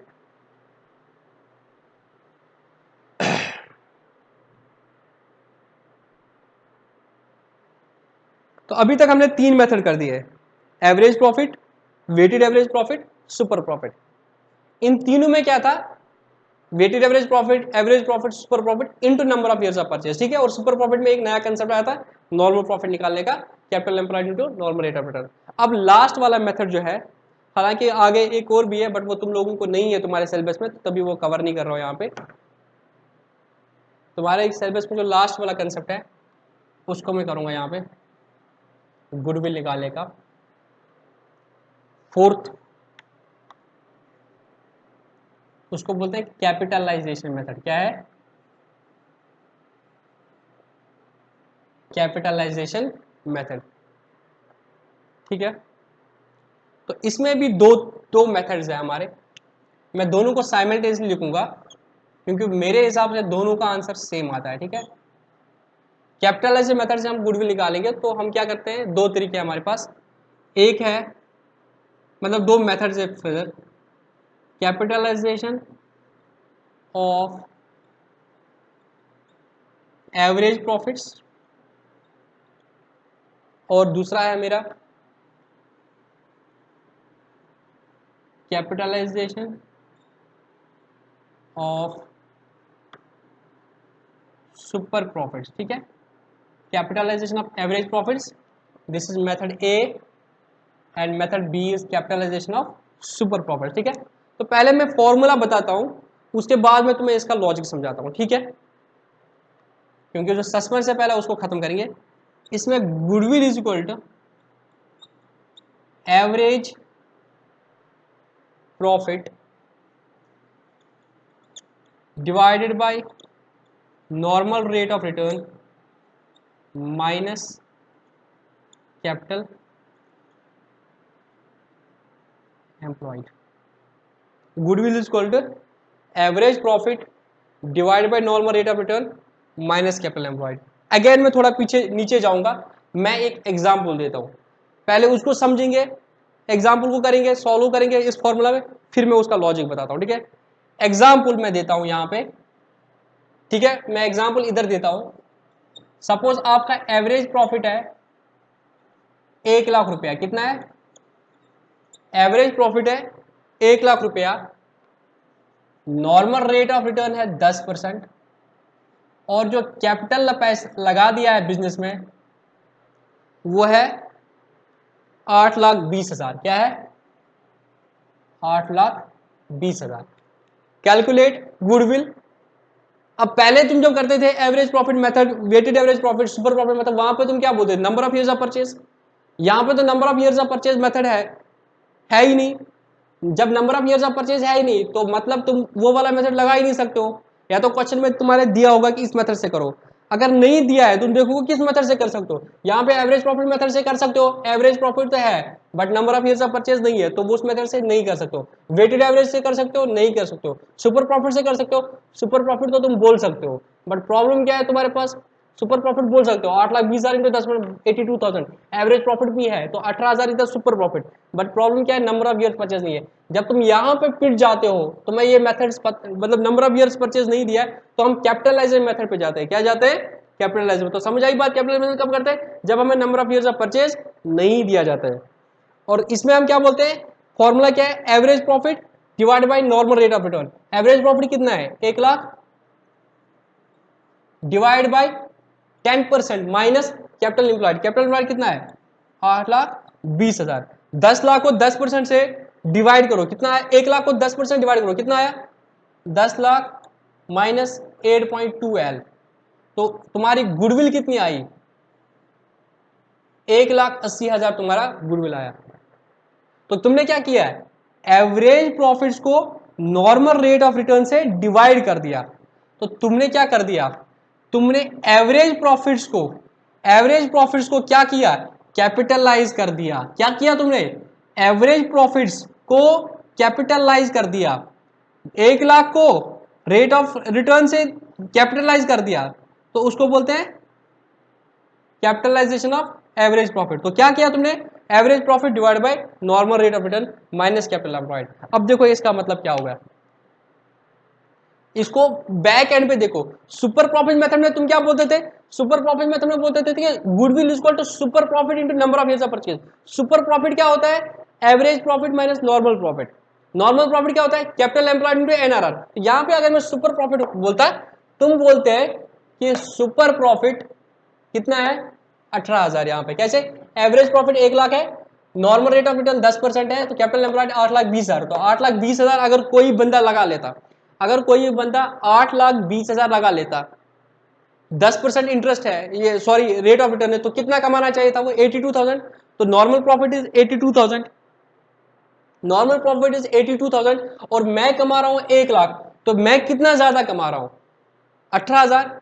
मैं 18,000 ज्यादा कमा रहा हूं, मैं 18,000 ज्यादा कमा रहा हूं, that is my super profit. But super profit में फिर हम करते थे कितने सालों का मैं खरीदूंगा, कितने सालों का मैं खरीदूंगा, that was number of years of purchase. तो 18,000 इंटू वो 4 या 5 होता है। पर यहां पे number of years purchase silent था, number of years of purchase silent था। तो हम उससे क्या करते हैं? इस एवरेज प्रॉफिट को कैपिटलाइज करते हैं। हम बोलते हैं कि इसको अब ऐसे समझ लो, हम बोलते हैं कितना प्रॉफिट कमा रहा है? 1,00,000। इस 1,00,000 के लिए कितनी कैपिटल चाहिए होती? तो हम करते हैं 1,00,000 divide by 10%, assuming 1,00,000 is the 10% of the x. ऐसा आता ना, मैं बोलता हूं x into 10% is equal to 1,00,000। मैं बोलता हूं इस 1 लाख के लिए नॉर्मली मुझे फिर कितनी कैपिटल चाहिए होती, मैं करता है x into 10% equal to 1 lakh, तो x इधर ही रहेगा, ये जाएगा 10 लाख, ये इंटू है, यहां जाएगा क्या बनेगा, डिवाइड बनेगा 10%, वो कितना आया 10 लाख। मतलब अगर गुडविल नहीं होती तो मुझे 1 लाख कमाने के लिए कितना लगता, 10 लाख। अगर गुडविल नहीं होती तो मुझे 1 लाख कमाने के लिए कितना लगता, 10 लाख लगता। कितना लगता, 10 लाख लगता। और मैं कितने में काम कर रहा हूं, 8,20,000 में। तो हम बोलते हैं वो जो डिफरेंशियल अमाउंट है that is the goodwill. Capitalised value, इसको तुम कैपिटलाइज्ड वैल्यू भी बोलते हैं, क्या बोलते हैं, कैपिटलाइज्ड वैल्यू भी बोलते हैं इसको। Capitalised value minus capital employed. हो सकता है तुम्हारी बुक में ये वर्ड लिखा होगा, इसको तुम्हें ये भी लिखा होगा कैपिटलाइज्ड वैल्यू, हो सकता है तुम्हारे में ऐसा लिखा होगा। तो यहां पे कैपिटलाइज्ड हम एवरेज प्रॉफिट में क्या बोलते हैं, goodwill is equal to average profit divided by NRR, that is the capitalised value. मतलब इस प्रॉफिट को कमाने के लिए नॉर्मली कितनी कैपिटल चाहिए होती, फिर हम बोलते हैं वो 10 लाख थी और तुम्हारे पास तो 8,20,000 है, मतलब तुम 8,20,000 से ही काम कमा रहे हो, जबकि एक दूसरे बंदे को कितना प्रॉफिट कैपिटल की जरूरत पड़ती है, 10 लाख की, इतना कमाने के लिए। तो हम बोलेंगे तुम्हारी जो गुडविल है वो 1,80,000 है, 1,80,000 है। तो वहां पे जो सुपर प्रॉफिट था, सुपर प्रॉफिट में number of years of purchase था, यहां पे number of years of purchase नहीं था। वहां पे भी मेरा सुपर प्रॉफिट 18,000 था, क्या था, वहां पे मेरा सुपर प्रॉफिट 18,000 था और उसको मैं करता था number of years of purchase. यहां पे भी मेरा सुपर प्रॉफिट 18,000 है, बट इसको मैं कितना कर रहा हूं, कैपिटलाइज कर रहा हूं 10% से, तो वो 1,80,000 आएगा। तो वो आगे एक कंसेप्ट है कि ये 18,000 अगर मेरा फ्यूचर में हर साल आएगा, यहां पर नंबर ऑफ ईयर परचेज नहीं है, तो मतलब मैं हर साल एज्यूम कर रहा हूं मेरा 18,000 सुपर प्रॉफिट आएगा। तो उसको जब मैं प्रेजेंट वैल्यू निकालता हूं, क्योंकि गुडविल का एक बेस्ट एग्जांपल ये भी है, goodwill is the present value of the expected future earnings, और फिर उसको और कॉम्प्लिकेट कर सकते हो, over and above the normal profits, तो उनकी प्रेजेंट वैल्यू। तो ये जो 10% करते हैं ये हम बेसिकली प्रेजेंट वैल्यू करते हैं, वो जो फ्यूचर में मेरे जितने भी प्रॉफिट्स आएंगे उनकी प्रेजेंट वैल्यू करते हैं। बट इतना अभी तुम मैच्योर नहीं हो, तुम वो कंसेप्ट को समझ लोगे, आगे तुम सीए में ये चीज को समझ लोगे। अभी तुम इतना याद रखो, सब कुछ भूल जाओ जो मैंने कॉम्प्लिकेटेड वर्ड्स बोले, बट कहीं ना कहीं तुम पढ़ोगे तब याद करोगे मुझे कि सर ने तो तब 12th में बोला था। बट अभी सिंपली करो, याद रखो, capitalization method is one of the methods of calculating goodwill, in which we have two methods. One is capitalization of average profit, another is capitalization of super profit. By capitalization of average profit, we are using the formula average profit divided by NRR minus capital employed, average profit divided by NRR, तो वो तुम्हारा आ जाएगा। इसका मतलब है कि इस profit को कमाने के लिए नॉर्मली कितनी कैपिटल चाहिए, उसको कंपेयर करते हैं कि मेरे पास कितनी कैपिटल है, तो जो डिफरेंशियल अमाउंट है दैट इज माय गुडविल।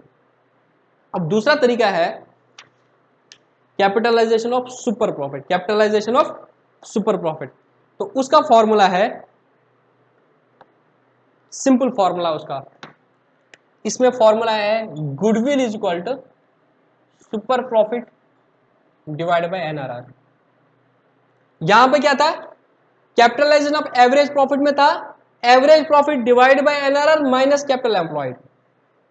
ये बहुत इंपॉर्टेंट है, यहां पे समझ लेना, goodwill is equal to average profit divided by NRR minus capital employed. मगर यहां पे क्या है, goodwill is equal to super profit minus NRR, super profit minus NRR, sorry super profit divided by NRR. इसको नोट करो, इसको note करो, यहां पे थोड़ा मैं डेंजर बनाता हूं।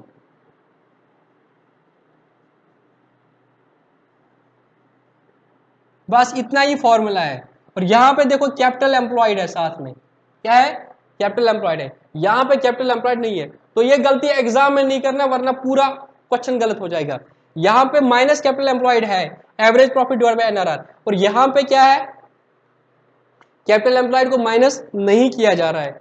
तुम लोग बोलोगे सर ये तो यहां पे क्यों कर रहे हैं, एक डाउट आएगा ना तुम्हारे दिमाग में, तुम्हारे दिमाग में डाउट आ रहा है ना, वेरी गुड, मैं चाहता हूं तुम्हारे दिमाग में डाउट आ जाए। तुम्हारे दिमाग में डाउट आएगा, उसको मेरा लॉजिक जाएगा यहाँ पे, वो उसको काटेगा और तुम लोग कभी नहीं भूल जाओगे, ठीक है। क्या था यहाँ पे, average profit divide by NRR minus capital employed. तो इस तरीके से मेरा गुडविल कितना आया था, 1,80,000। जरा यहां कोशिश करेंगे निकालने की, यहां कोशिश करेंगे निकालने की, फिर देखेंगे आंसर क्या आता है। यहां पे तो हमने कैपिटल एम्प्लॉयड हटा दिया, तो बहुत गलती लग रही है हमें। नहीं, वेट करो वेट करो, देखो जादू दिखाता हूं तुम लोगों को। सुपर प्रॉफिट क्या होता है? सुपर प्रॉफिट क्या होता है? Average profit minus normal profit. Super profit क्या है तुम्हारा? 1 लाख माइनस नॉर्मल प्रॉफिट कितना है? इसी बिजनेस में नॉर्मल प्रॉफिट कितना होता है? 8,20,000 into 10%, that is 82,000 divide by 10%, which equal to super profit कितना है? 18,000 डिवाइड बाई 10%, 1,80,000। ये क्या हो गया? Super profit divided by NRR. Super profit कितना होता है? Average profit minus normal profit. तो इसमें अगर मैं स्टेप्स बताऊंगा, सबसे पहले तुम क्या करोगे?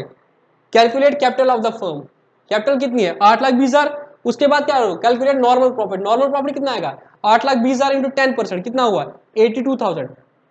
Calculate normal profit, calculate average profit, फिर क्या आएगा? Calculate super profit. Super profit equal to this minus this, super profit, उसको कैपिटलाइज करो। तो सुपर प्रॉफिट को हमने किया कैपिटलाइज 10% से, मतलब this is the present value of this 18,000 which I will be earning for the life time, उसको मैंने कैपिटलाइज कर दिया, वो आएगा 1,80,000। अब इस 1,80,000 को इस 1,80,000 को कंपेयर करो तो आंसर सेम आएगा। मतलब तुम capitalisation of average profit method से करो या capitalisation of super profit method से करो, आंसर इज सेम। फर्क क्या है? फॉर्मूला अलग अलग है। फर्क क्या है? फॉर्मूला अलग अलग है। यहाँ पे फॉर्मूला है average profit divide by NRR minus capital employ, यहाँ पे super profit divide by NRR. अब तुम लोग बोलोगे सर सब कुछ समझ आ गया, बट हम चाहते हैं ना कि सर आप ये बता दो, हमें समझ नहीं आ रहा है कि ये 180 बराबर कैसे आया। अब देखो मैं तुम्हें एक चीज दिखाता हूं, इसको मैथमेटिकली डिराइव करेंगे ना तो ये दोनों बराबर आएंगे। मैं दिखाता हूं अभी।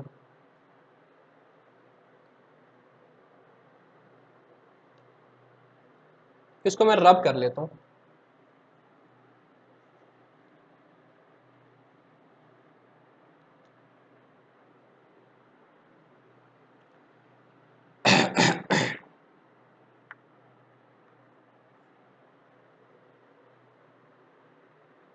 मैंने यहां पे क्या लिखा था?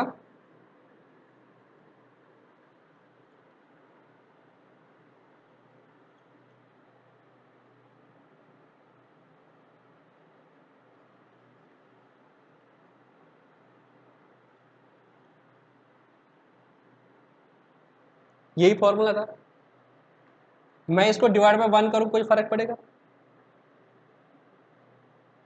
कोई फर्क नहीं पड़ेगा।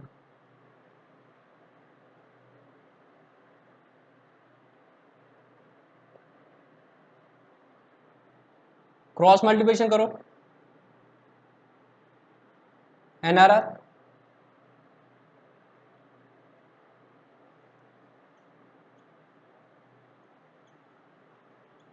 1 इंटू एवरेज प्रॉफिट माइनस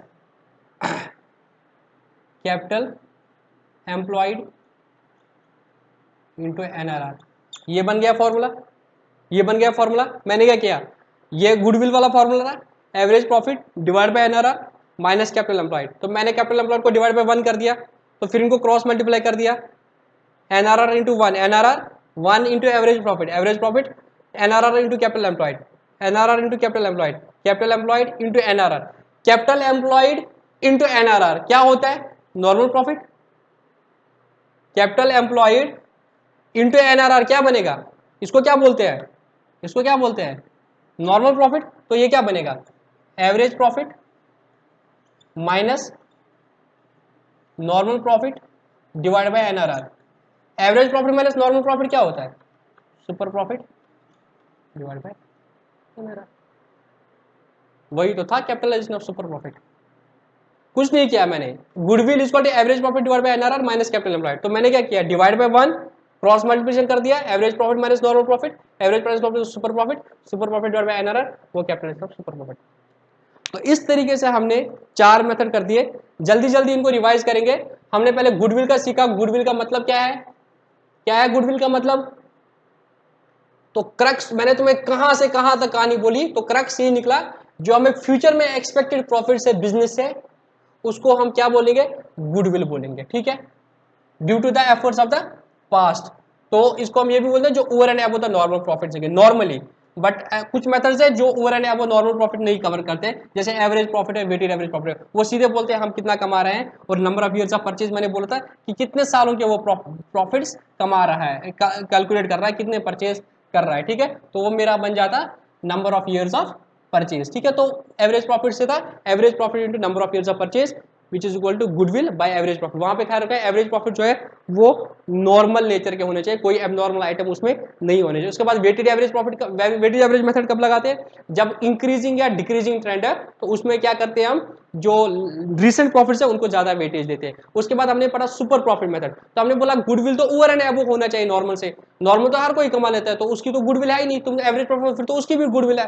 अगर कोई नॉर्मल बंदा है वो भी तो कमा रहा है ना कुछ, तो तुम बोलोगे तो उसके एवरेज प्रॉफिट उसकी भी गुडविल है, वो तो गलत है। Goodwill should be over and above reputation, तो फिर बोलत नहीं क्या है, तो क्या करेंगे इसमें हम सुपर प्रॉफिट निकालेंगे। Super profit is equal to average profit minus normal profit, normal profit is equal to capital normal rate of return उस इंडस्ट्री का, ठीक है। तो उस तरह से हमारा सुपर प्रॉफिट आया। फिर हमने बोला कि देयर अगर number of years of purchase question नहीं दिया तो हम क्या करते हैं, कैपिटलाइज करते हैं। तो कैपिटलाइजेशन मेथड में से क्या, कैपिटलाइज मेथड में दो तरह का होता है, capitalization average profit, capital super profit, दोनों का आंसर बराबर सेम है, मैथमेटिकली मैंने डिराइव करके दिखा दिया तुम लोगों को। बट यहाँ पे तुम्हें क्या ख्याल रखना है कि इसमें हम क्या करते हैं, कैपिटलाइज्ड वैल्यू निकालते हैं। मतलब हम बोलते हैं कि तुमने 1,20,000 कमाया ना, कोई और बंदा होता उसको कितना कैपिटल चाहिए, या 1 लाख था, किसी और को कितनी कैपिटल चाहिए थी 1 लाख के लिए, 10 लाख चाहिए थे, तुम कितने से काम कर रहे हो, 8,20,000 से। इट मीन्स तुम्हारी गुडविल कितनी है, 10 लाख माइनस जो तुम्हारी कैपिटल है 8,20,000, तो तुम्हारी कैपिटल कितनी है, 1,80,000, ठीक है। तो इस तरह से हमने गुडविल के जो मेथड्स है वो कैलकुलेट कर दिया, गुडविल का नीड क्या है वो कैलकुलेट कर दिया। अब जब पार्टनर आएगा तो हम बोलेंगे भाई हम वैल्यूएशन ऑफ गुडविल करेंगे जो हम एग्जिस्टिंग पार्टनर्स की मेहनत थी, अब तू इसमें शरीक होगा, तू फ्यूचर प्रॉफिट में शरीकदार होगा, तू इसका हिस्सेदार बनेगा, तो जितना हमारा सेक्रीफाइस हो रहा है वो तू आज हमें दे दे, चाहे वो एडमिशन में हो, रिटायरमेंट में रिटायरिंग पार्टनर बोलेगा, डेथ में डेथ वाला पार्टनर बोलेगा, ठीक है। इसी तरीके आप पीएसआर में चेंज हो जाएगा कि वो गुडविल जो हम इस रेशो में कमाई थी तो उस रेशो में डिस्ट्रीब्यूट होनी चाहिए, अब तू आ गया प्रॉफिट शेयर रेशो चेंज हो गया तो उतने में हम करेंगे। तो जो इनकमिंग पार्टनर होगा, जो गेनिंग पार्टनर होगा उसको मिलेगा, और जो सेक्रीफाइसिंग पार्टनर है वो उन जो गेनिंग पार्टनर होगा वो लाएगा। Incoming partner is always a gaining partner क्योंकि उसको शेयर मिल रहा है, और जो सेक्रीफाइस होंगे एग्जिस्टिंग पार्टनर्स में उनमें हो सकता है ए ही सेक्रीफाइसिंग हो या दोनों सेक्रीफाइस हो, तो उनको दे देंगे उस रेशियो में, ठीक है। तो ये बेसिकली था, तो हमने गुडविल की वैल्यूएशन सीख ली। तो कल के लेक्चर में हम पढ़ेंगे कि कैसे अकाउंटिंग करेंगे। अभी क्योंकि हम एडमिशन कर रहे हैं तो एडमिशन में पढ़ेंगे कि पार्टनर अगर गुडविल लाएगा तो क्या करेंगे, गुडविल नहीं लाया तो वो चीज़ों को कंसेप्ट कवर करके, और उसके बाद सबसे एक लास्ट कंसेप्ट है हिडन गुडविल, वो करेंगे। तो होपफुली हाफ ए लेक्चर में हमारा ये कंप्लीट हो, या ज़्यादा से ज़्यादा एक लेक्चर में गुडविल का जो ट्रीटमेंट होता है वो कवर करेंगे। उसके बाद फिर हमारा revaluation of assets and liabilities बचा, और चेंज इन पीएसआर बचा। तो 2-3 छोटे-छोटे टॉपिक है, hopefully with in 1 or 2 lectures हमारा जो पहला चैप्टर है आपका वो कंप्लीट हो जाएगा, ठीक है। तो आज के लिए इतना ही, बाय।